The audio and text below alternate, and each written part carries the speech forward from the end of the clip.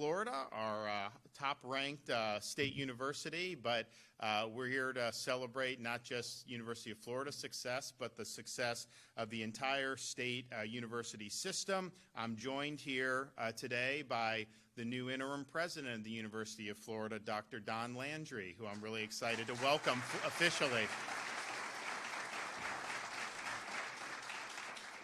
If you want to see somebody that's accomplished, look at his resume and his bio. You know, when he was selected and they put it out, it's like he did that, he did that, he did that.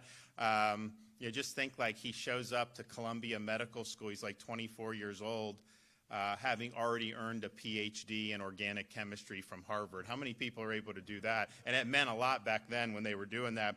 So he's had a remarkable career navigating Columbia Presbyterian, Columbia Medical School, and I think that the University of Florida is very fortunate to have him here serving in the role as president. So welcome aboard. I know that you are doing great things. You'll continue to do great things. We'll hear from Don. We'll also hear from our new FAMU president, Marva Johnson, and so she's here, and I want to thank Marva. We'll also hear from our state university system chancellor, Ray Rodriguez, who's been in that role for a number of years and is doing a great job. And then finally, we'll hear from former Speaker of the Florida House and now president at New College in Sarasota, Richard Corcoran. So I'm excited to welcome you. And we have our presidents from almost every other university. We had a flight coming from South Florida with Jeanette Nunez from FIU and Adam Hasner from FAU. I guess the plane had some trouble, and so they're not going to be able to make it. But we've got our presidents from Florida Gulf Coast, Central Florida, North Florida, Florida State, University of South Florida. We want to appreciate all that you guys have done. You know, we've got a big football weekend this weekend. It would have been a little bit bigger had Florida State gotten it done in Virginia, but it's still going to be a huge game with Miami being so highly ranked, and then Texas coming to town here in Gainesville should be interesting. So I know a lot of Floridians will be able to enjoy those games, and hopefully we get a positive result. Certainly here would be really nice to be able to beat Texas in the Swamp. We're here today for a very simple reason. For 10 years in a row, Florida has been ranked #1 in public higher education in the United States of America.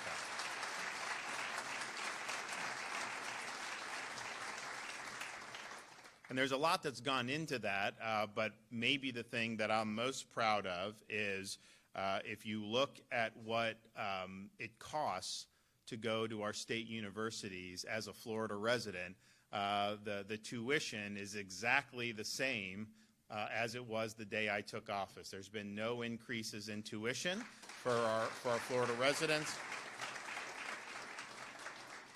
And we also, and I've been a big supporter of the Bright Future Scholarship Program. So if you're somebody who is a Florida high school student, Florida resident, and you get into the University of Florida, chances are, if you're able to get in here, you qualify for Bright Futures, or you certainly have a chance to if you meet some of the other non-academic criteria. And that gives you 100% tuition or 75% depending on the level that you're doing. So if you're a strong student in Florida and you end up here in Gainesville, for example, you know, it's very possible that you never have to pay anything for tuition. But even if you do, tuition is manageable such that you could work a part-time job. You really do not need to take out loans to go to our state universities as Florida residents. And in fact, right now, 77% of undergrads in Florida are loan-free. And that continues to increase year after year. One of the things that I really enjoyed being a part of, and I think we've done it now twice, you know, we've had for many years now the Florida prepaid college program. And so you can start when the baby's born, right? You can pay in, you pay a little bit, and then basically when it comes time for Johnny or Susie to go to college, they're able to just go. The tuition's been paid for. And so it really is a good deal. But what happened was they were doing that, forecasting that there would be modest increases in tuition, right? I mean, and that's probably a safe assumption. Well, because the tuition has remained flat, they've actually refunded our prepaid families with money. So you did prepaid, you're getting a check back, and your kid can still go tuition free. So I was really proud of that. I know that that was something that was I think the first one was in like 2021 when you really started to see an inflation nationwide take off, and I think we did another one in the last couple years. But you're talking about a really significant amount of money that's been refunded to parents in prepaid. And I would offer you this to ponder. If a state like New York or Illinois or California was in a situation where they were sitting on that money, do you think that they would refund that to you? No, I don't even think we have to discuss that. So being able to afford a high-quality education is really important, because we've seen a generation of students that have been saddled across this country with really, really debilitating amount of debt. And I think part of it was cultural. When I was going to school in Florida as a high school kid in the 90s, they were saying, you got to go to college, otherwise, you're just not going to be able to be successful. And we're proud of our universities, but we also have apprenticeships, state colleges. There's a lot of ways you can be successful. And so I think what happened was people were told they had to mortgage their future just to get a piece of paper. Well, that piece of paper needs to mean something, right? If the piece of paper is zombie studies and you're in debt, you get out of school, and then you end up in a job you could have had out of high school. That's not the model that we want to do. So we want to offer high quality where we're focused on things that really, really matter, but also in ways that are not going to mortgage people's future. And I think we've done that better than anybody else in the country, and it's something that's really, really important. So making it attainable for people, making them be able to afford it. Families, just think of across the country, and even at state universities in other states, even the in-state tuition is much, much higher than it is in Florida state universities. But then if they end up trying to go to a private, it's a lot of money. It's like a huge thing for the family to even be contemplating that. Here in Florida, you know what? If you work hard, you're a good student, you get into one of our state universities, you got the pathway. Doesn't matter your income level, doesn't matter in that. You have the pathway, you're going to be able to get it done. We've also done things, I don't think anyone needs me to tell you that, it's been a rocky year, or it's been a rocky few years across the country for higher education. And nowhere was that more evident than in the response to the October 7th, 2023 attacks. What happened on some of those campuses like Columbia University was far beyond just simply people speaking their mind. The campus really became a situation where there weren't rules being followed, there was disorder. Professors and students were being accosted and threatened in ways that, is not living up to the standards that you would want in higher education. But we've also seen for many years a focus on intellectual fads, ideologies, rather than the things, that really, really matter. And I'm proud to say in Florida, we've worked really hard, certainly at the state level, with the policies that we've put out. I know our Board of Governors did something that I think most people thought was sensible, but some of the people didn't like, was saying, we're not going to force you to take sociology, for example. If you want to take it, you can, but why would that be a requirement? But then American history would not be a requirement. I want to prepare our students to be citizens of this republic. I want them to have a good foundation of what it means to be an American, yet that wasn't required, but somehow sociology was. So we're trying to focus on the things that really matter. A good, solid education really should be timeless in many respects. These are enduring ideas that you're discussing, that you're learning about, and we've really worked hard to be able to do that, and I'm proud of that. One of the things that we did was recognize that, okay, we want to make sure that we are bringing in very bright people to be able to teach students, but that's about really fulfilling the core mission of the university. It's not, some tenured professor just has their own agenda and are doing activism and things like that. If you want to do that, you can do that on your own time. We're not going to underwrite that as the state of Florida, and certainly there are universities that have a different posture than we want our universities to have. Berkeley, some of these others, they have a much different posture, and that's fine. But here we want to focus on what really matters. And so, we instituted reforms on post-tenure review so that tenured professors have to undergo review every 5 years, and they can be terminated for poor performance. And I think that that's important because, the idea of getting tenure is so that you can express, challenge orthodoxy, express, ideas that may not be, consistent with the herd. I mean, during COVID, quite frankly, you saw people like Jay Bhattacharya at Stanford contesting some of the things that were coming out of NIH and Fauci and all that. Honestly, he was right. Very unpopular, particularly in that area. He was tenured, so they couldn't fire him just because he had a different view. But if you are neglecting teaching, neglecting good research, not being productive, there's opportunities for us to bring in some great people, and we've been able to do that. And, the university presidents have more power now to bring in and recruit. We put in hundreds of millions of dollars over the last few years to be able to recruit faculty. And I just look here at the University of Florida at the Hamilton Center. I mean, you're bringing in people from Harvard and Princeton and all these places to come to the Hamilton Center because I think you're offering, a great intellectual environment, but more importantly, you're able to offer them, give them good compensation, and they're in a great spot. So I think that's been really, really important, and I know our university leadership have been using that tool to be able to improve the faculty. We've also made sure that, and I think this thing like we've seen, so we have an institute at Florida International Adam Smith Center, and really it's, I think almost anyone that's ever been a head of state in Latin America that has any type of free market orientation has ended up speaking at the Adam Smith Center since it's been launched. You look here at the University of Florida, the Hamilton Center, as I mentioned, you're bringing in people from places that we would not have thought, 5 or 6 years ago that would have been doable. But I really believe that Hamilton, with what they've already done here, they're on their way to being the premier center for the study of citizenship, civics, and Western civilization in the entire country.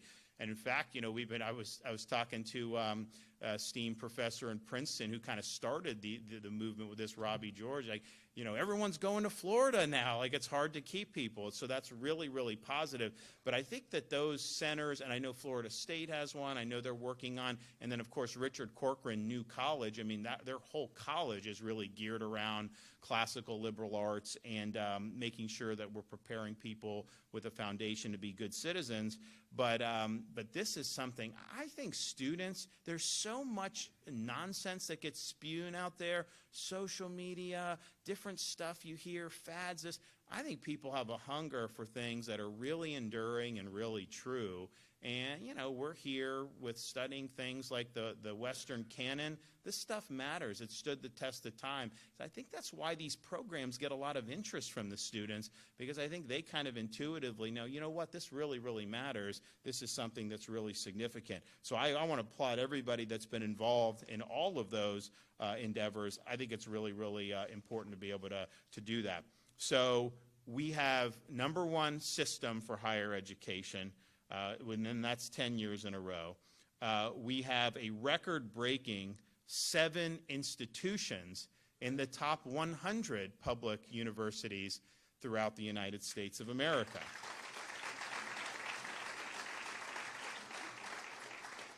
And that puts us second overall. Of course, California is almost twice the size of us population, so we're doing really, really well there.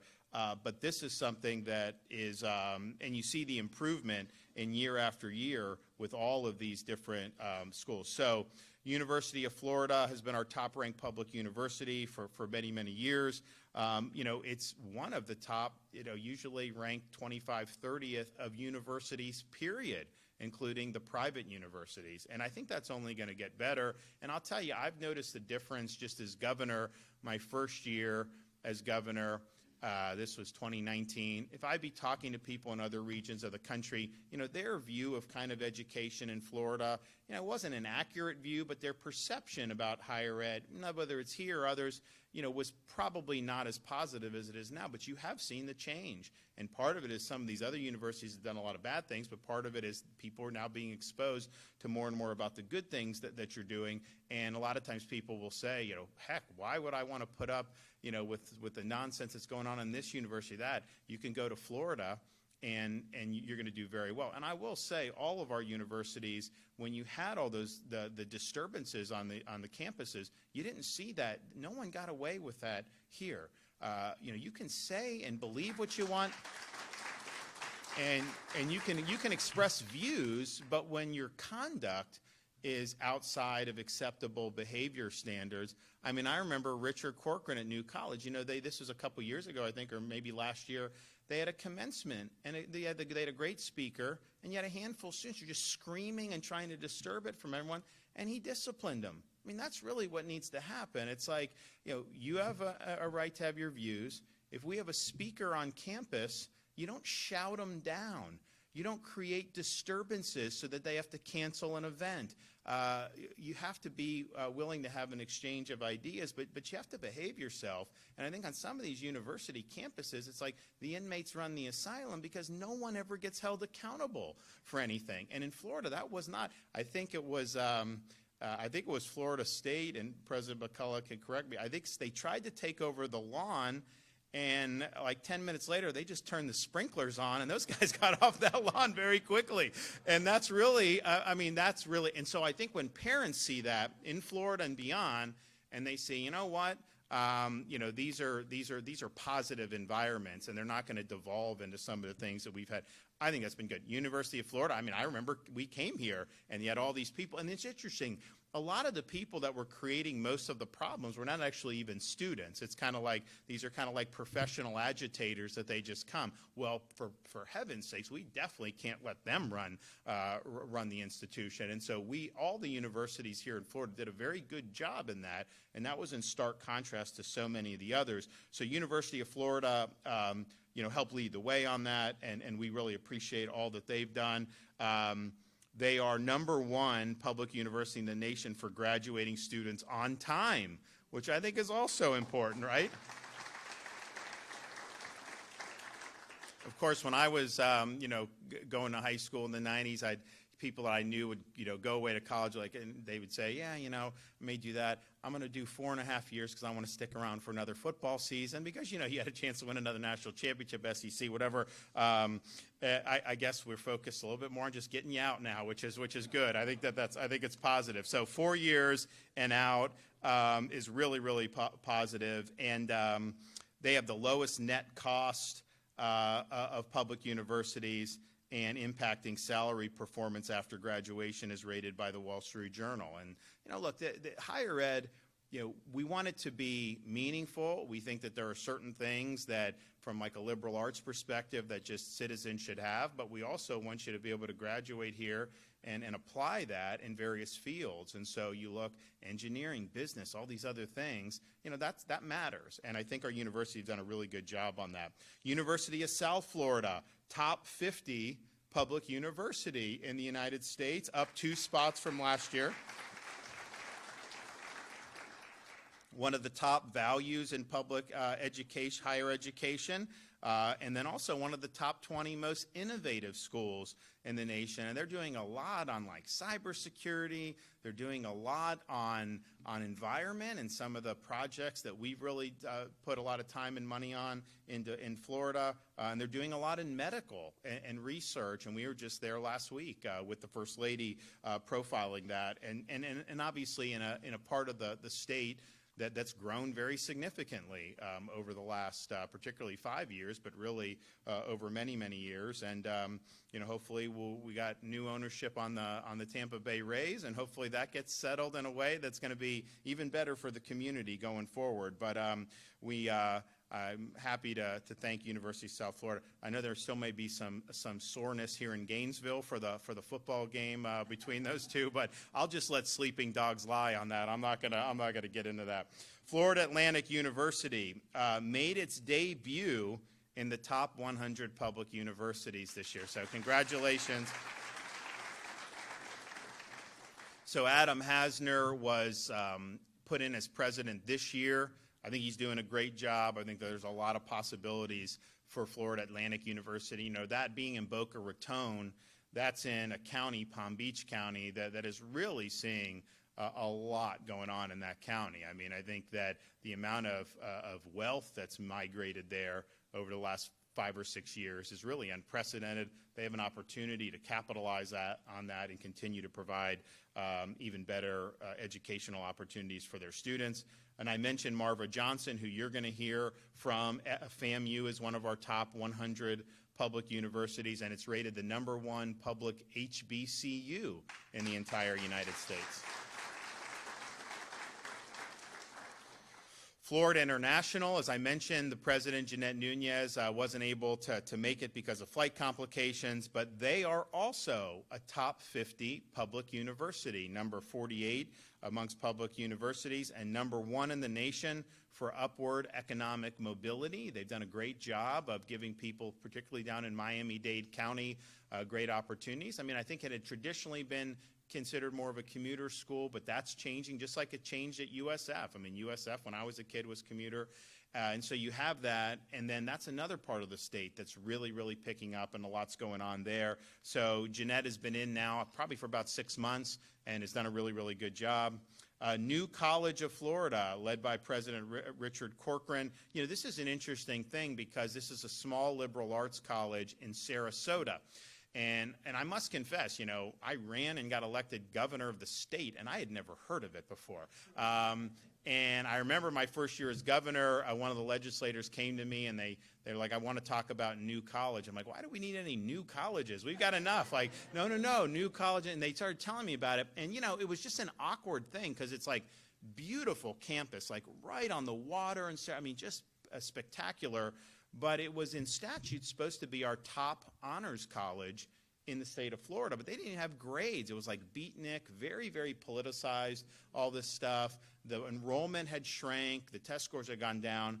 And so, you know, we were in a situation where, okay, what are we going to do? So, you know, we overhauled the board. The board selected Richard to come in and to be the president. And, you know, the thing is like, when it's a smaller school, I think you can make changes more quickly. You know, he's made dramatic changes. And now your enrollment is as high as it's been in a long time, right? Ever. The highest enrollment ever. And the test scores are going up.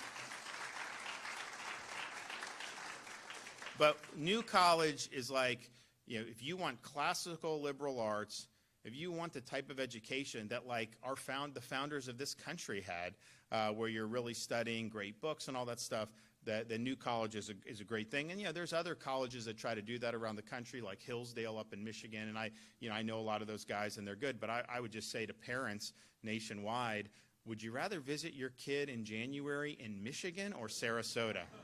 I'd rather visit Sarasota. So I appreciate everything that he's done.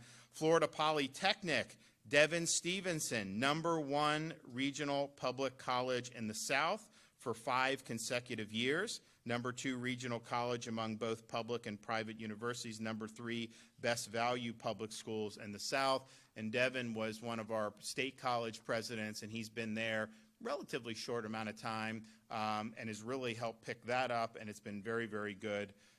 Florida State University, I know we have President McCullough is here. This has been consistently a top 25 public university, up 2 spots from last year. Number 13 public university in the nation for first-year experiences. And really, I think, you know, I just remember when I was growing up, you know, getting into these places was not really considered something that was difficult. It's not easy to get into Florida State or Florida for that matter. I mean, these are much more competitive, and you've got a lot of interest in doing that, and I appreciate everything that's been done. University of Central Florida, number 57 nationwide, up 4 spots from the previous year. I know we have President Cartwright here. That's another interesting opportunity because you're in a part of the state there in Central Florida where there's a lot going on. There's a lot going on in medicine. There's a lot going on in things involving defense and aerospace. They've got a great relationship with the Space Coast of Florida, feeding in. In fact, we were at the air show. They do an air show every 1 year in Paris, the next year in England, and they rotate. And governors go. I had never gone before, so this was the first year I had gone. And it's like every single company in the world that's involved in this space is there. It's unbelievable. But, you know, we were working with, you know, one of the defense companies, and they have like a pipeline from UCF, you know, into their operations, and not just limited to the Space Coast. I mean, they'll hire them all over. So that's huge opportunities. Those are really good jobs for that. And I saw one of my staffers, Grace, she came to campus here with her UCF pin on. I told her don't let people see. But there's a lot of opportunities there. And then West Florida, led by Interim President Manny Diaz, number 6 for regional public universities in the South, and that's up 4 spots. He's just gotten in within the last few months, but he's made a lot of changes, and I think you're going to see a lot there. So West Florida's out in Pensacola. Sometimes doesn't get as much attention as it should, but I think under Manny's leadership, you're going to see more and more. And they have a lot of opportunities, too. I mean, that's one of the best military communities in the United States of America, both for active duty and for veterans, and they have a lot of programs where there's a lot of great common cause there. So all in all, I think we can say job well done to everybody that's been a part of this. There's a lot more that we want to do. You know, I want to continue to see programs like the Hamilton Center flourish. I think it's important. I want to continue to see a focus on things that really, really matter. I mean, you know, I love hearing about, you know, the engineers being produced. I love hearing about what they're doing, you know, in some of the other sciences, and you know, business is important. There's a lot of things that are important. Really focusing on that and continuing to build great opportunities for our students going forward. So we've got a lot of momentum, but we've got a lot more to do. We've had a lot of support over the years with the Florida legislature providing funding. We had support this year, generally speaking, but I definitely think there's some more that can be done. You know, I really believe allowing the universities to recruit faculty and giving them a pot of money to try to recruit some of the best folks in the country. I think it's really, really important. I think it's been used. I think it's been used very well. I think some of these places have been able to attract some good folks. And look, you know, at the end of the day, there's only so much that you can do to pay somebody to come, right? But when we're sitting on a massive surplus, I mean, honestly, like, I'm cutting all these taxes. Like, we don't have income tax. We just got rid of our business rent tax. We've taken all these sales tax holidays and made them permanent. So disaster relief, now this storm looks like it's going to have, you know, maybe some like tangential impacts, but it's really turning east. And who knows, we're not out of hurricane season yet. So if you do need those hurricane supplies, those are tax-free. We've made permanent our back-to-school sales tax holiday. We've done all these different things. Baby items, totally tax-free now in the state of Florida. I didn't actually enact that till my youngest got out of diapers. I could have saved myself a lot of money had I done that a few years earlier. So we do that. And so we're like, man, and yet we have big surplus. Our rainy day fund, so when I became governor to now, we've more than tripled the state's rainy day fund.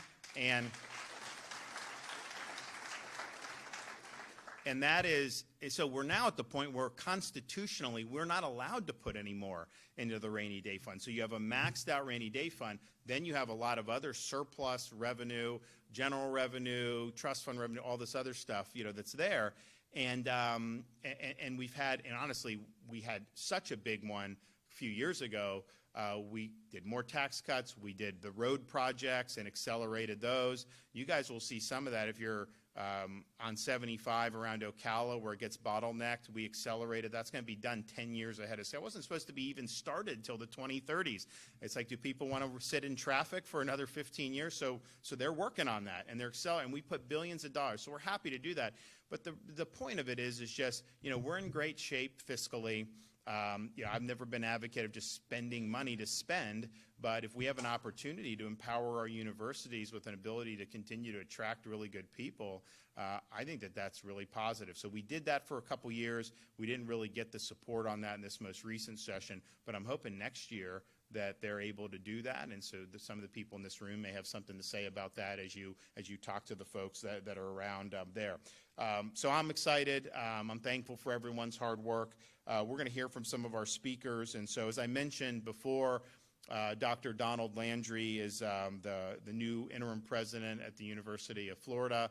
He was the dean of the medical school at Columbia for, I think, 20 years. He was the physician-in-chief at Columbia Presbyterian Hospital, which is a major hospital. And if you look at what happened under his tenure, I mean, massive increase in NIH grants, massive increase in ranking, everything.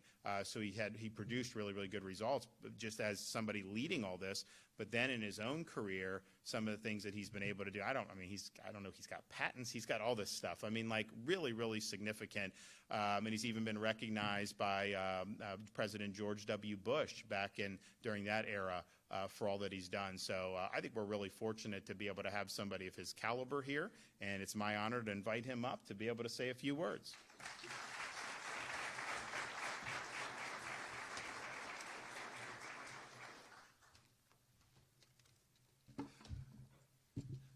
So Governor DeSantis, it's an honor to have you here. It's always an honor to have you at the University of Florida. Chancellor Rodriguez, good to see you again, and thank you so much for joining us. To my fellow State University System presidents, welcome. It's an honor to have you here. It's a deep honor to be counted among you. So, I'm new to this job. It's something like 28 days, 12 hours, and a few minutes, but who's counting? The point is to say that I've contributed nothing to what I'm about to talk to you about, whether it's in the state, whether it's in my university. But then, again, I'm unfettered by the requirements for modesty, so I can, with a very full-throated effort, say that this state is nothing less than extraordinary. It's excelled beyond imagination under this governor. And it's...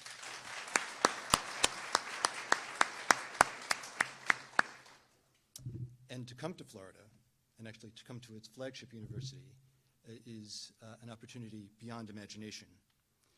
Now, you've heard that the state has done very well, 10th year in a row, ranking number one among institutions of higher education. Phenomenal record. The last 6 years have been extraordinary years, certainly extraordinary years at the University of Florida.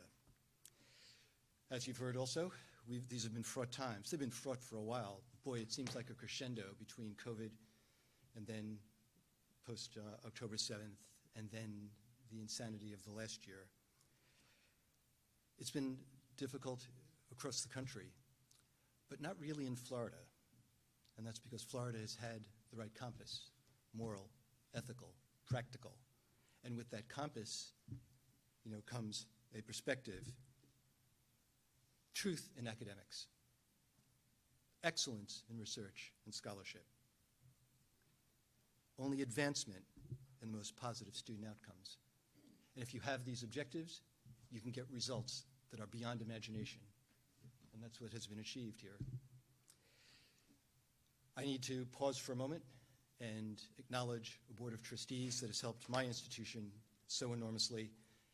Incredible talent and a force of nature in Maury Husseini.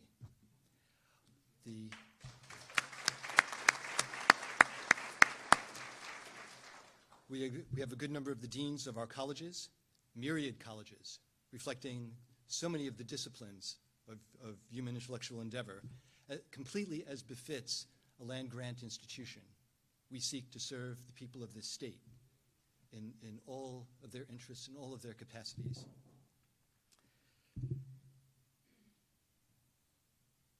If you think about what has been accomplished at our university, you've heard about Hamilton.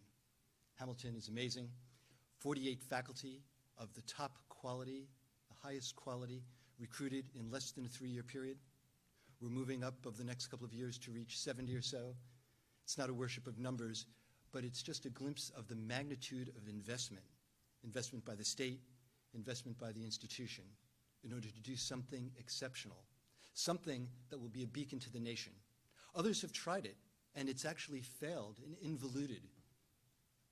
One could say strangled in the cradle. Okay? It's not going to happen here. It's not going to happen here because there is the backing of the governor, the backing of the legislature.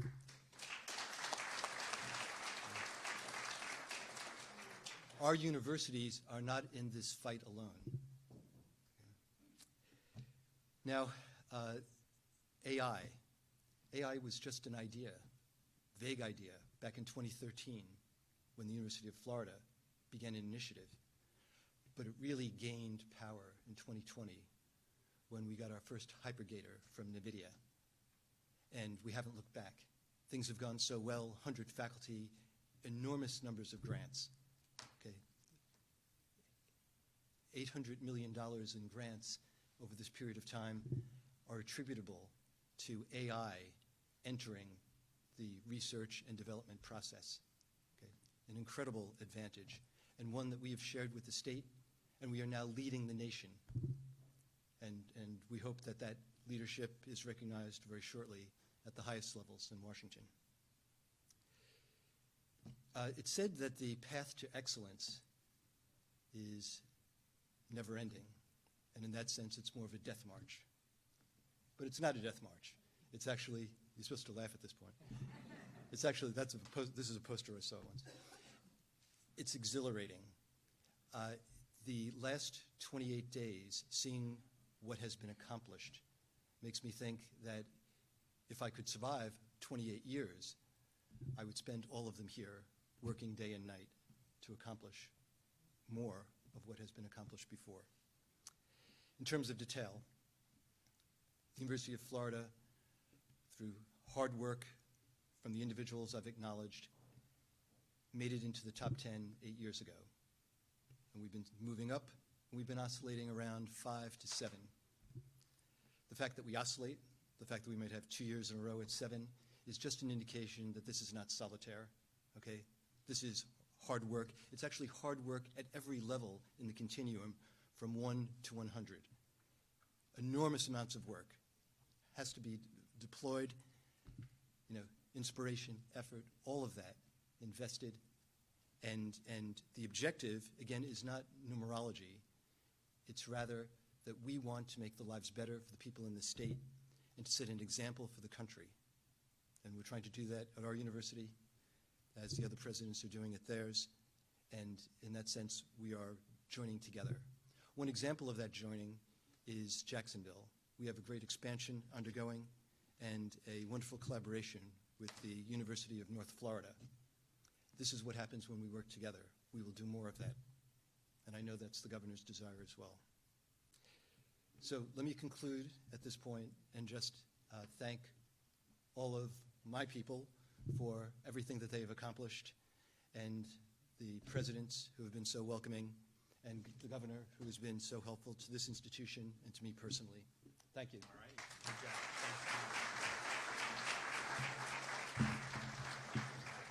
Thank you. Okay, Ray Rodriguez, Chancellor, State University System.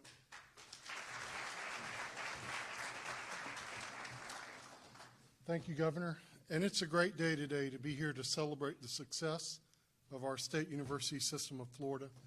I have to tell you, I really believe I have the best job in higher education, serving as the Chancellor for this system. As the Governor mentioned, Florida leads the nation in higher education, and we have for a decade now. This year, the SUS of Florida has 2 universities in the top 25, 4 universities in the top 50, and for the first time, 7 universities in the top 100. And that's a system that has a total of 12 institutions. So more than half of our institutions are nationally ranked in the top 100.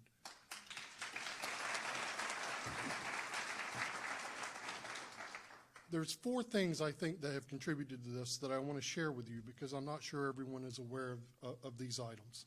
And they're important because they speak to the success we've had as a system. The first is our system is focused on academic excellence. One of the key things that has occurred in this state occurred 3 years ago when the legislature passed Senate Bill 266, which removed indoctrinating concepts out of our general education curriculum. It allowed us to take general education and use it for its purpose, which is focusing on academic excellence. Now, that was challenged with multiple lawsuits from faculty members in the ACLU who all contended that they had a right to indoctrinate in general education. And what I want to share with you today is last week, the last of the general education challenges was dismissed.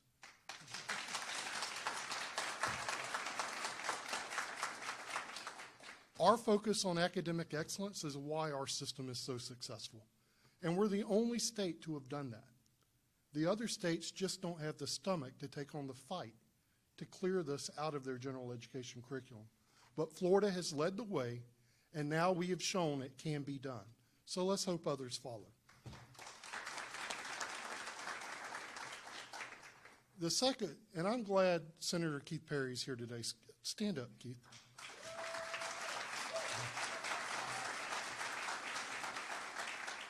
Senator Perry represented Gainesville when he served in both the State House and State Senate. During his term in the State Senate, he sponsored a bill that's critical to our success. Our campuses here in Florida are rooted in the mission of the pursuit of truth and the promoting of the robust exchange of ideas and perspective. In the wake of the Charlie Kirk assassination, the National Review published an op-ed on September 15th by Stanley Kurtz that called on states to promote civil discourse by following the example of Florida. The bill Keith Perry sponsored and passed created the Office of Public Policy, which every campus has.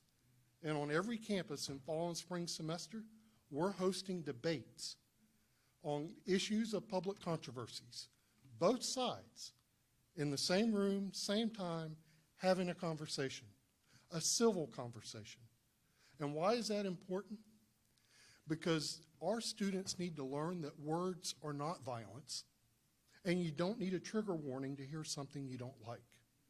We're doing that in Florida, and if anything, the tragedy of what occurred out in Utah with Charlie Kirk demonstrates why this is so important.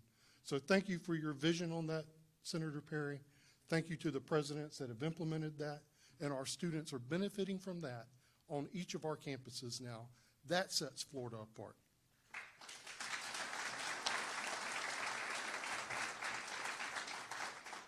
And this last thing I would say is we have been very blessed with support from our legislature and from our governor, who's held the line on tuition and who have appropriated the funds for us to be successful. But I'm going to tell you, our presidents have been great stewards of the money that the legislature has appropriated. According to the Bureau of Labor Statistics, the growth of higher education administration averages 3% a year. In Florida, for the last 5 years, it's been 0.2%. Not 3% a year, 0.2%. Preston Cooper, who is a PhD economist with the American Enterprise Institute, published a study this spring where he looked at the growth of administration in higher education across the country. And he found that the Ivy League, the Ivy Plus, and prominent flagship universities across the country, including the University of Michigan, University of Virginia, UCLA, Berkeley, University of North Carolina, University of Texas, Ohio State University, University of Wisconsin, they have an average of 161 administrators per 1,000 students. 161 per 1,000. Here in Florida, our system has an average of 62 administrators per 1,000 students. These other places have tripled their growth of administration compared to what we're doing in Florida. And why is that? Because you have presidents that are taking the appropriations they're receiving and they're driving it to where it matters, the support of our faculty and our students, so that we have student success. That's why we're ranked #1, the support and the execution of that support. So thank you, presidents, and thank you, legislature and governor. And Governor, we just finished crunching the numbers for fall semester. This is hot off the press. The latest number for percentage of students we have enrolled without a loan is now 79.8%. That number's gone up. I've read nationally at other institutions, if you look at the national average, that number is 35%. So debt is driving higher education outside of Florida, but not here in Florida because of the leadership that we have. So thank you. Today is the day to celebrate.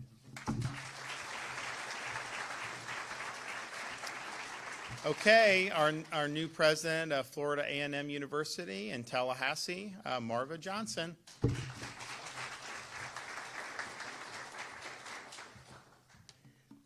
Like Dr. Landry, I also don't get to take credit for the outcomes. I am 60 days into my role, but I will profusely show my pride, not just in being a Floridian, but also in being a Rattler. So thank you very much for this opportunity.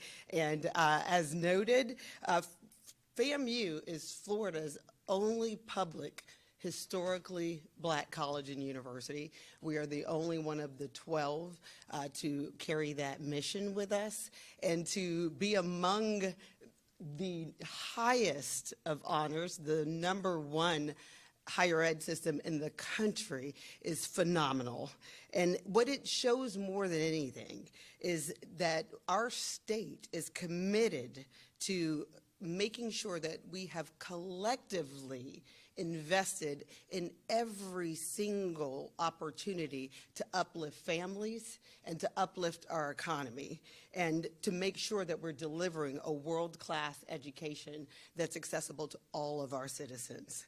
And at FAMU, we're building that momentum to ensure that every student, again, has access to a high-quality education, and that not just we're not getting an education for education's sake. When they leave and walk across that stage, they have a degree that immediately translates to opportunity, that they can walk into a job and be guaranteed that they're going to get more than a working wage. They're going to get a wage that is going to afford them a meaningful lifestyle and an opportunity to contribute to the growth of Florida's economy.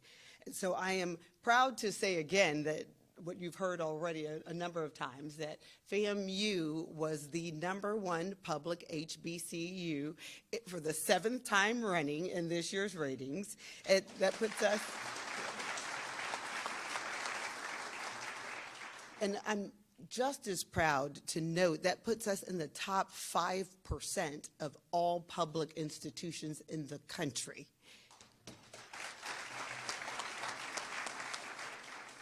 And when U.S. News evaluates the metrics for these rankings, they look at 17 measurements. And it's wonderful that our state and our leaders under Governor DeSantis and our state legislators have made the investment to make sure that our progress is clear. Our graduation rates continue to improve, including all of our students, especially our Pell Grant recipients. We are affirming our mission to make sure that our students from all backgrounds have access to a high-quality education. Our retention rate rose from 83% in 2016 because of this state's investment in our students and in our campus. That rate is now up to 90%, over 90%. In fact, it was at 92 at the close. And again, these gains reflect the tireless efforts of our faculty and our staff and our administrators who deliver our education opportunities with excellence and caring. But it also shows the partnership with our state leaders like Governor DeSantis and the investment in making sure that we're getting a return that is meaningful for our families. And so we're very proud also to be recognized as one of only 3 institutions here in the state of Florida to be in the top 25 for social mobility. And this ranking really underscores our unique mission, and that's preparing students not just to climb the ladder of success, but to uplift their families and their communities with them when they do so.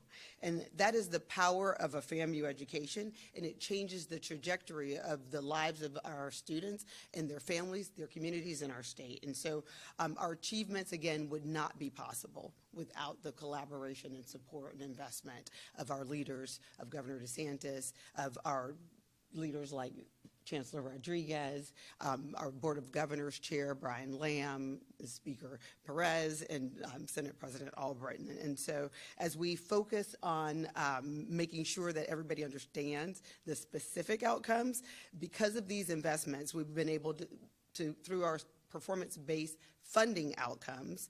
We've been able to strengthen our academic advising.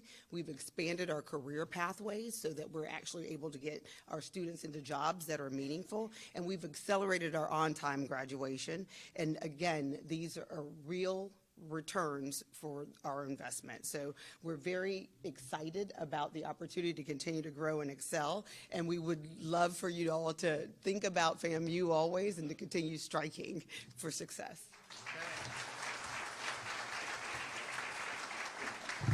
All right, President of New College in Sarasota, Richard Corcoran.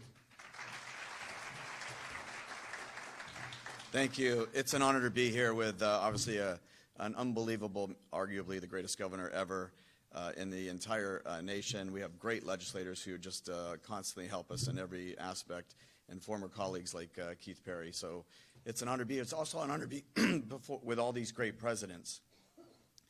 I have 6 children, my wife and I, and so we have kids scattered through the entire state university system. I've lost one to Florida State University. I've lost 2 to University of Florida. In fact, my son just graduated from high school, the most recent Gator, and I would go to him all the time, and I think he was just trying to make me feel good. He's like, "Dad, it's between New College and University of Florida," you know. And then I would always ask him percentages. He's like, 70-30, and you guys were always 70. And then it got to the point where actually I was with the governor, and Florida won the national championship, and I called my wife literally on the way back, and I said, "We're totally toast." I mean, that's over. He's going to Florida. But it's amazing institutions. You have an amazing new president, just fantastic. I was sitting at the last Board of Governors meeting, which we hosted at New College, and Dr. Landry started speaking, and I was just kind of checked out, and then he started giving a speech, and then he started doing Q&A, and I started texting some of the other board members, like, "What the heck am I doing here? This guy's unbelievable." Just love hearing you speak, Dr. Landry. I think you just have that wonderful Steve Jobs understanding of the, Steve Jobs used to say that the intersection of liberal arts and technology, that intersection is what makes your heart sing. And that's what every student should be exposed to. And I think you just exemplify it in all your words fantastically. So it's an honor to have you on the president's list. But the point of the presidents, all of us, I think, I'm going to say, every single president, 12 universities, we've all come on board in just the last 3 or 4 years under this governor. And it's a remarkable change and shift, including the policy that he talked about, like 266. And if you don't measure something, people say you don't care. You got to measure it to care. And what has happened is, yes, these rankings matter. It's a measurement. And then you should see that measurement is fair. And I'll say in a second it's not. But what the governor did was, yes, the byproduct is this ranking, but it's the internal stuff. It's that stuff that's being taught. It's swapping out ideology and teaching kids what to think, first teaching kids how to think, and civics education and character education, all of those things, eliminating pernicious ideologies. The first state in the entire union to eradicate DEI was this state. It's still not being done. And everyone now recognizes it's a pernicious ideology that is rooted in detrimental things to our society, to say it nicely. That all started in Florida. When the governor does it, it goes to the other states. When the governor says we're going to have a core curriculum that's going to teach people that intersection between technology and liberal arts, understand the civics and our background, that goes like wildfire to the other 49 states. And if you look at, that's the most important part. Rankings are great, but that's the most important part, and that's happening regardless. And these rankings are amazing, and I want to tell you how amazing they are, because I think President mentioned that there's 19 criteria. The criteria is not fair. The criteria is really, I would say it to U.S. News and World Report, fix your criteria. When you say that retention, and honestly, I just saw him, so I got to give him a shout out. Dr. Cartwright has done a whole document on this if you want to see it, which is fantastic. But if you look at it, 20% of our ranking grades, it's the highest metric of 19. Some are as low as 2%, 1%, 5%. 20% is basically peer review reputation. So why all of a sudden, to Dr. Landry's point, we were 5 at University of Florida and then 7, and now, why? What happened in the last 3 years? This guy has changed the ideology of higher education to say we're teaching how to think, not what to think. And we're being peer reviewed by people who think that's absolutely horrendous. And so you take 20% of our greatest peer review. If you take out the 20%, and I just want to say how wrong it is. Things like graduation rate, 16%. Retention rate, we need our kids to come and stay, 5%. They give more criteria to just how much money you pour into the university, whether it be faculty, the overall university, than they do retention and graduation. It just doesn't even make sense. But despite that, you have a governor who's led the university system to the second best in the entire country, and California is only there because of the money and the peer review. And we have 7 universities in the top 100. If you look at the math, the 7 universities that would be in the top 100, all of them would be in the top 50 if you took out this peer reputation. That's how amazing it is. And it doesn't happen with phenomenal leadership. Listen, I've been blessed to actually campaign against him. He kicked my backside, but I've known him from the race. I've known him from being his commissioner of education. I've never seen anybody just charge ahead constantly and constantly say, where's the other front? What's another front that we can go and fix? It's been special, and you're going to, I hate to even say it because we got another wonderful year left, but I don't know what Florida looks like without Governor DeSantis, but I know with Governor DeSantis we've done more in this state in 8 years than ever before in the history of the state, so thank you.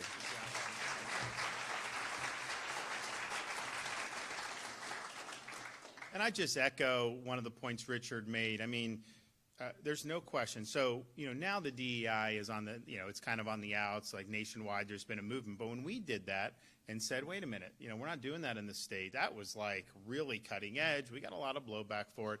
And there's no question that Florida, 5 to 7 oscillate, but I think that's almost the entire reason why it went 5 to 7, just because of that, because the people that are reviewing that obviously are proponents of that. And so this stuff all works itself out. And so while we're here and we're proud to be ranked #1, what these presidents are doing, what our Board of Governors, Board of Trustees is also just recognizing that some of this stuff with rankings is fleeting. The job that we're supposed to be doing is to lay a rock-solid foundation for educational excellence. And that doesn't always mean you follow every trend out there. Sometimes you got to cut against the grain like we did on that. But getting that right and that foundation strong, that's what's going to make these universities be powerhouses 20 years from now, 30 years from now, 40 years from now. And so sometimes this stuff can be fleeting. You don't want to try to be something you're not just to try to chase a little bit higher peer review ranking. That would not ultimately be counterproductive. Maybe in the short term you'd see a superficial benefit, but you wouldn't be doing what really needs to be done. So just what we're doing is making sure that these institutions have meaning, that they're pursuing truth, and we've done a good job of it, but we want to continue to do more going forward. And then I'd also just like to thank the folks that are involved in this. I mean, obviously we've thanked the universities and the presidents that have been here, and that's where the rubber meets the road. That's really important. But we have a system where we have people that serve on our Board of Governors for the university system, raise the chancellor, but the people that are on there are volunteers. The people that are on our boards of trustees, including here at the University of Florida, are volunteers.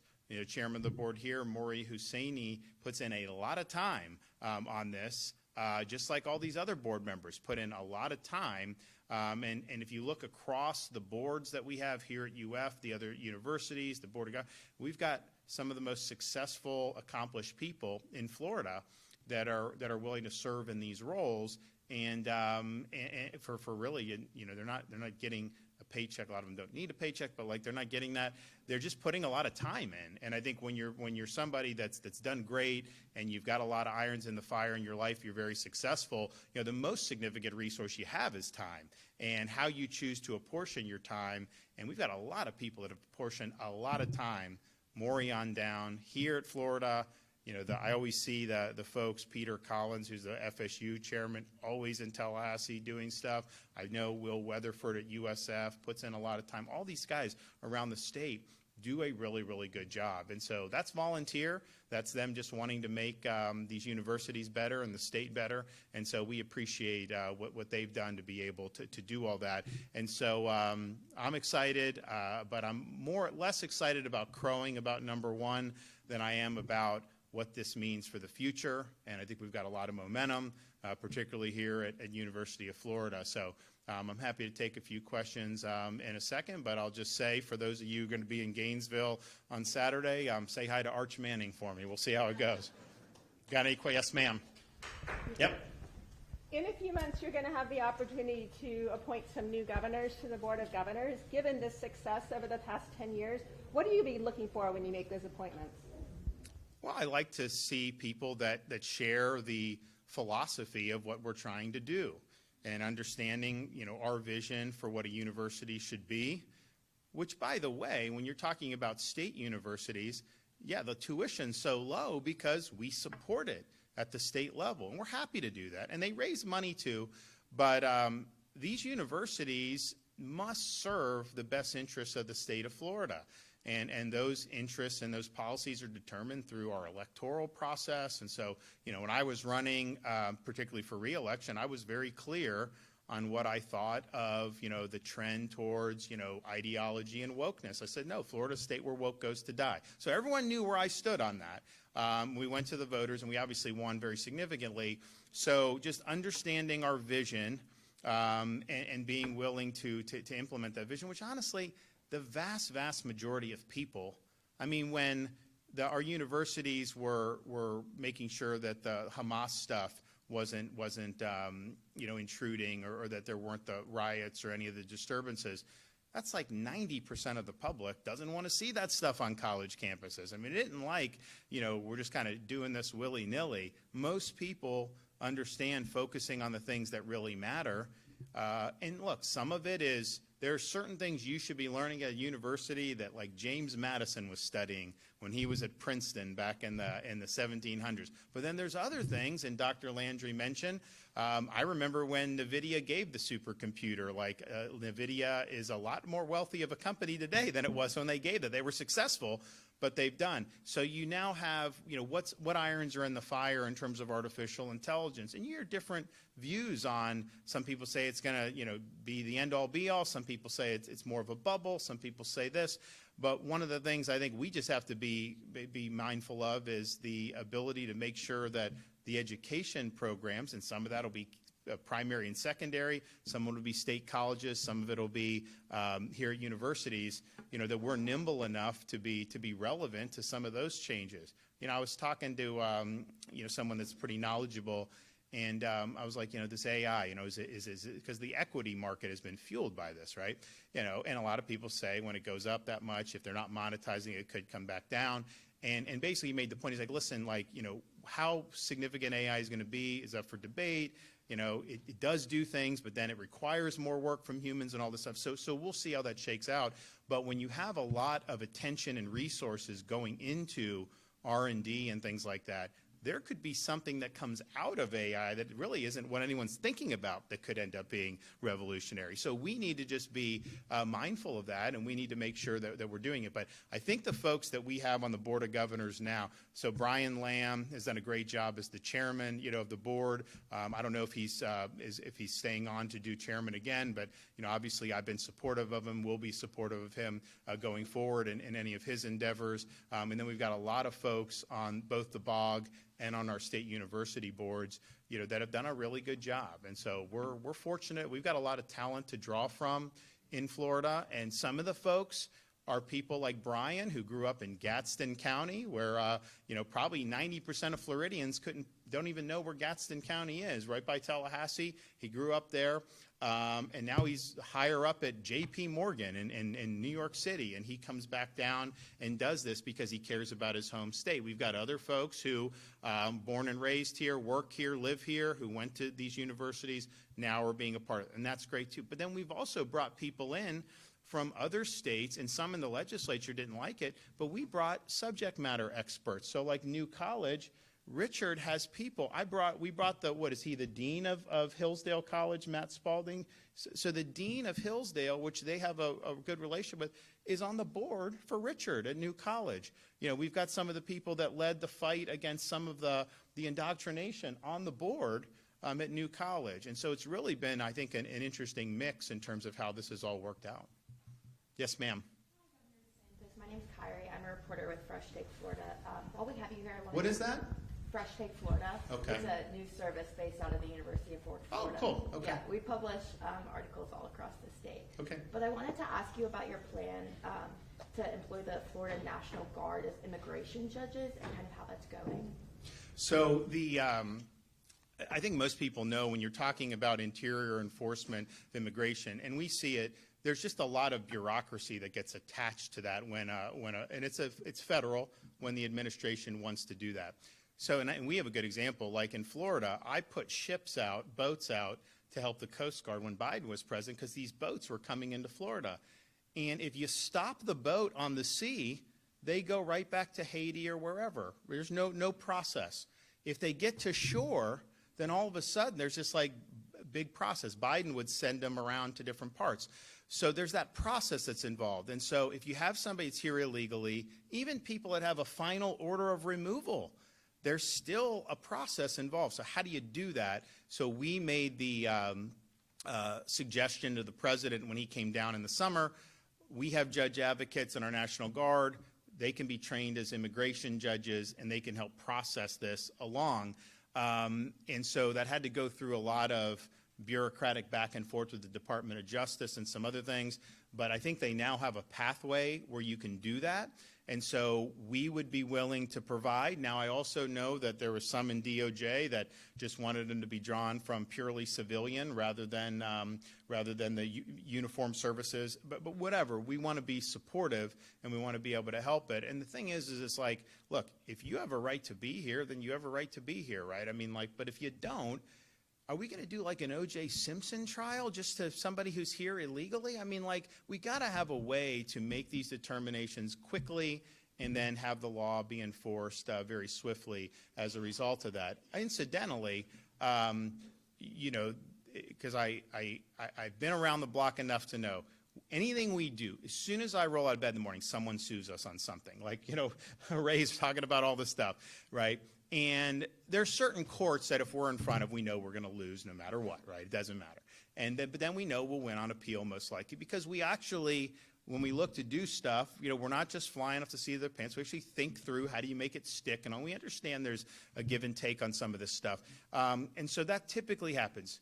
We could lose in district court, win on appeal. That sometimes at the state level it goes all the way to the Florida Supreme Court. I think our record there is very strong overall. Very strong on the 11th Circuit, too. So on the Alligator Alcatraz, they sued, and we had a judge. We knew we were going to lose. And the judge said that the state couldn't do that, even though it's a state airport. The feds aren't involved in running it.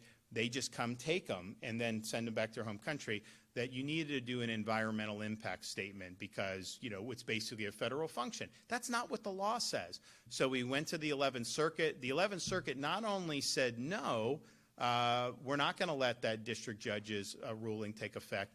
We're actually going to take the case away from her until we finish this appeal. So that appeal will take longer, but they made the extraordinary step of removing the case from her in the interim because they knew what was going on. It wasn't about what the law was. It was about doing whatever they can to throw sand in the gears. So we won that. Remember, the media was giddy when she issued that ruling. And I said, it's operational. It's going to continue to be operational. And that's exactly what happened.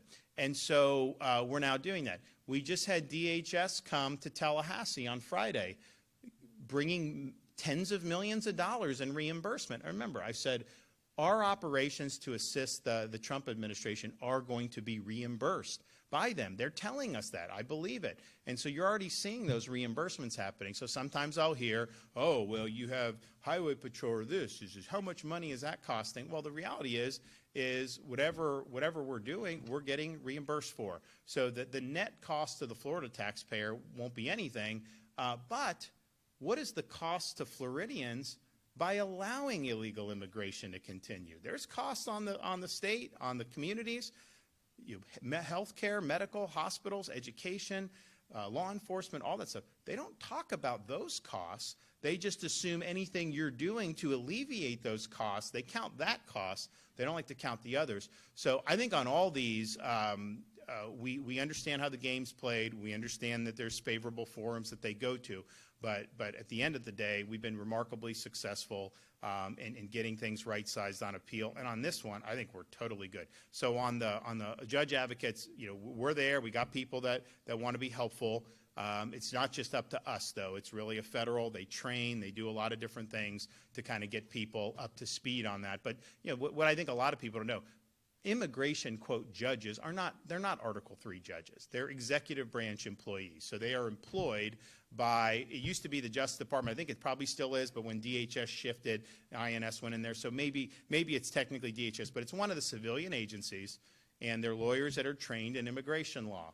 So you don't have to have been appointed to a federal court to adjudicate this stuff. And thank God you don't have to do that. Imagine the backlog if we had to go into federal judges. So these are executive branch employees. They serve this function. This process has been in place. I think some of it's screwy. I mean, just think about it. How does it make sense that you can have a president from 2021 to January 2025 open the border, let people in, 10 million people, whatever, fly them all around the country? Then you have the next president that said, the American public doesn't like that. I'm going to stop that, and I'm going to fix it. And that president comes in, and to fix it, it's like you got to go through every lawsuit every single day. And so it's a one-way ratchet. They can let in, and then they want to make it so that it's hard to repatriate. And if that happens, then you can have that border be secure, which they've done a good job of doing, but it's just going to continue to be an issue. So I think it's important that the laws are enforced. And I can tell you in Florida, I mean, they'll do these, like Grady Judd, the sheriff in Polk County, great guy. He does these big busts of these child predators, and like a third of them are illegal aliens. It's like, why would we want that to be happening, in our communities? And so there's a lot of issues here, but we've been leading on it, and we want to make sure that the state upholds the rule of law and is safe for everybody. Timeline of when these judge advocates would be trained. I understand from kind of like documents it says 6 weeks. Have they already? So yeah, so basically, the initial training was not very quick. Let's just put it that way. And our position was like, listen, we got to get going. So they have streamlined the training. I don't know exactly how long, whether that number's right, but I do know it's weeks and not months. And people are going to have an opportunity to go through the pipeline and get smart on this stuff, and then go from there. Yes, sir. Elliot Tritta with the Gainesville Sun. So Florida CFO Blaise Ngolia said that Doge team found $80 million in excessive spending in Alachua County on Thursday. I was wondering if I could get your response on that. Well, Blaise Ngolia is a very hard-charging chief financial officer. You guys, the taxpayers, you should be thankful that he's there. He's really doing a good job. And, the reality is just, and this is not unique to Alachua County, although I will say, as local governments go, yours is a little interesting compared. It is what it is. It's just you can kind of tell with the dynamics that's play. But we've just in a situation where, because we've seen an increase in property values, an increase in people moving to Florida, which I am not asking for, because honestly, we've got a lot of people, and so I'm not saying please move.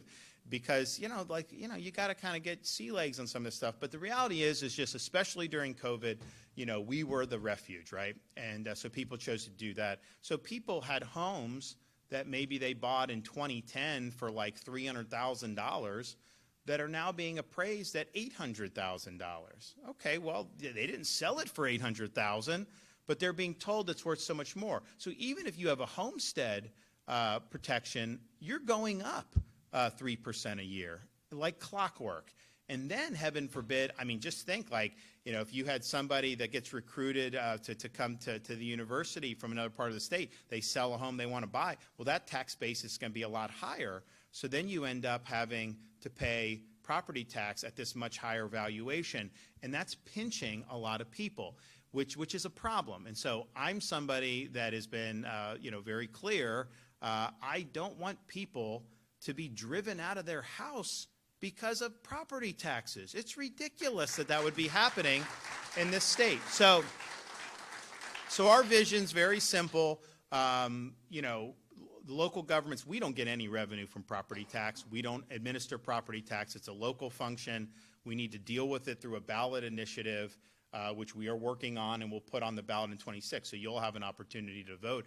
But my vision is, if a local government, wants to tax the commercial stuff, they want to tax snowbird properties, Airbnbs, whatever, that's one thing.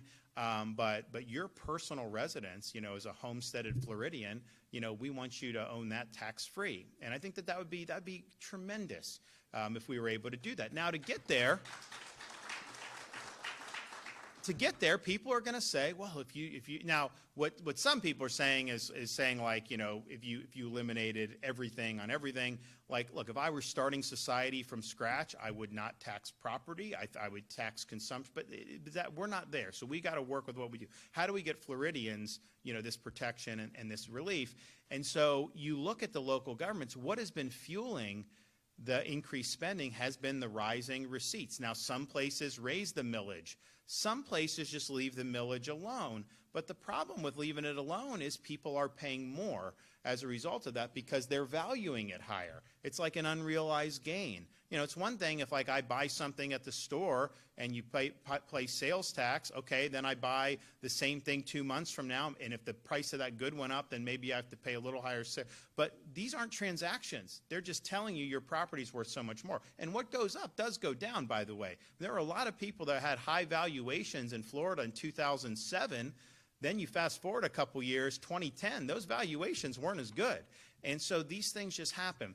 But one of the things I think we've seen is a big explosion in spending at the local level. And I'm all for saying, schools, public safety, fire, police, the water management stuff. I mean, the core things we support. But you can do that without having a 60% in, like Broward County down in South Florida. No population increase in the last 5 years. Their budget's gone up 60%.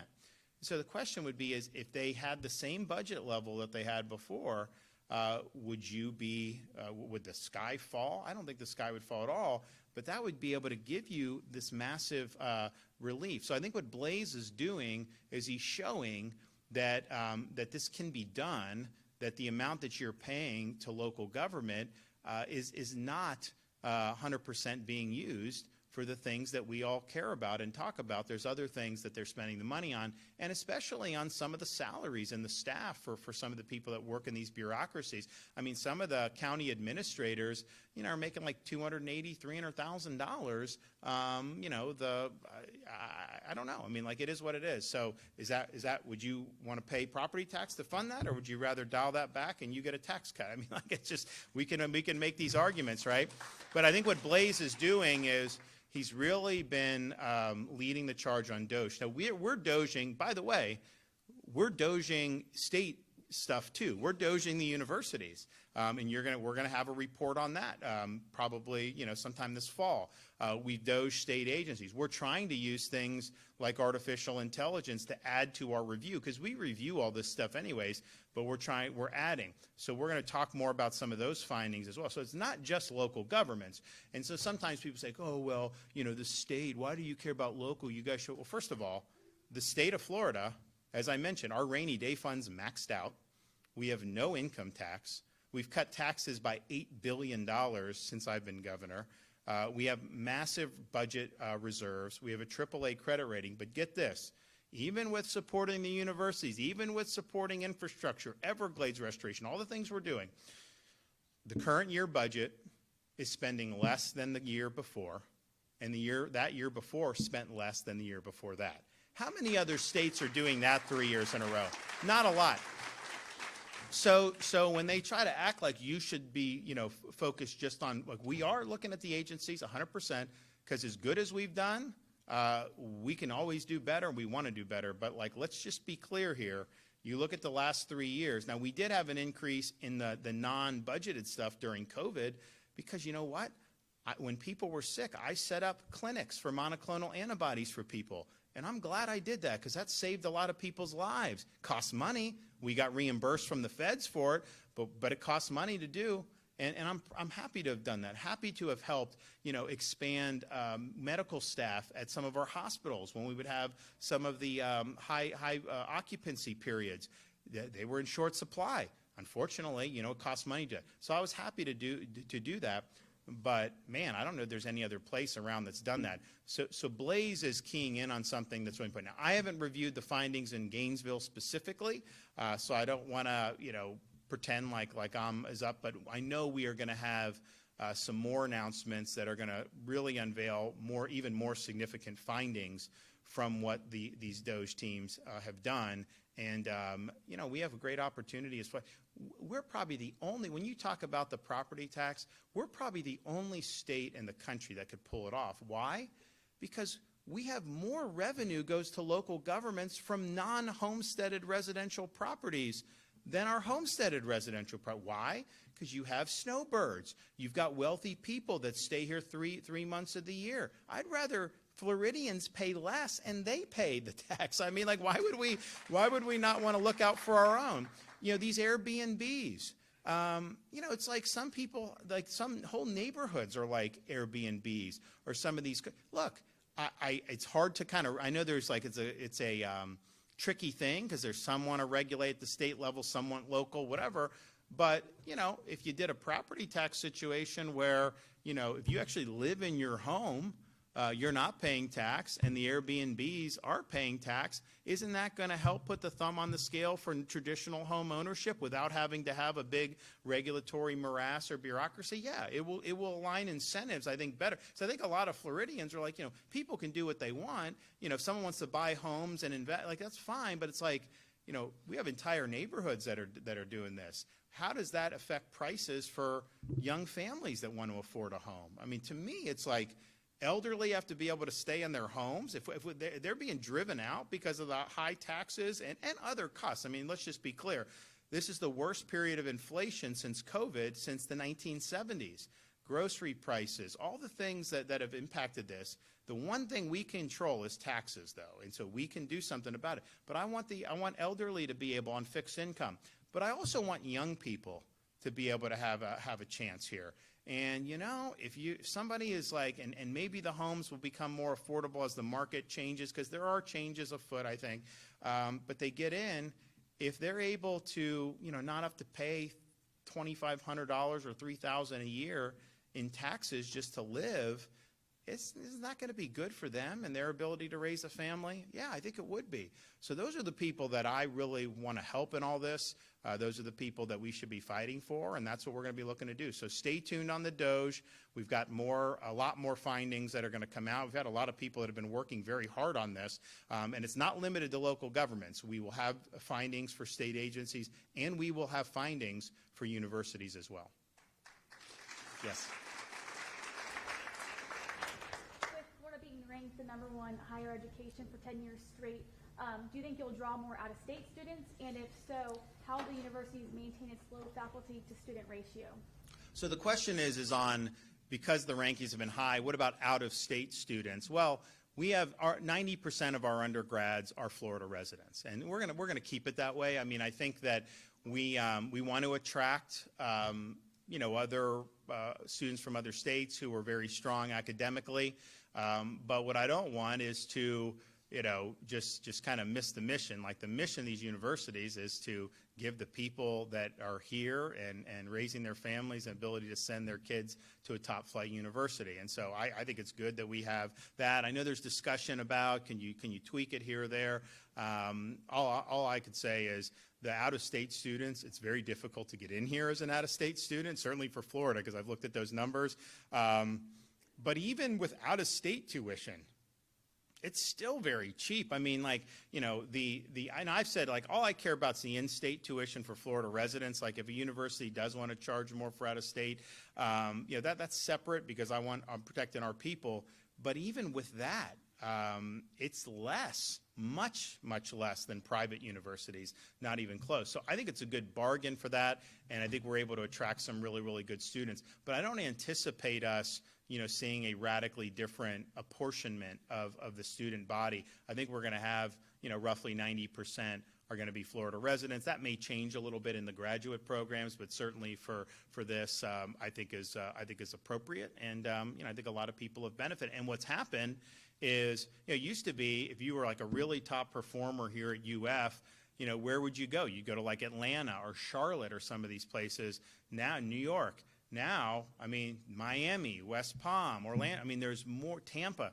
There's a lot more opportunity, I think, in Florida because of how our economy has come around. Yes, tourism. We've obviously had a big agriculture component, and this university has been a part of that industry for a long time.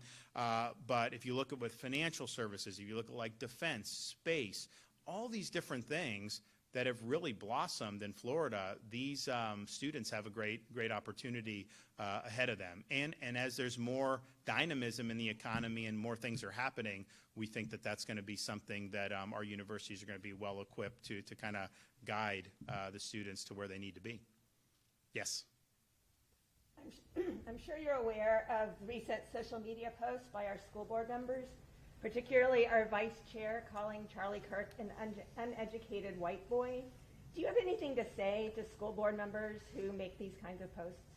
So what I will say is we have a education commissioner that is a pit bull, and his name is Stasi Kamutsis. And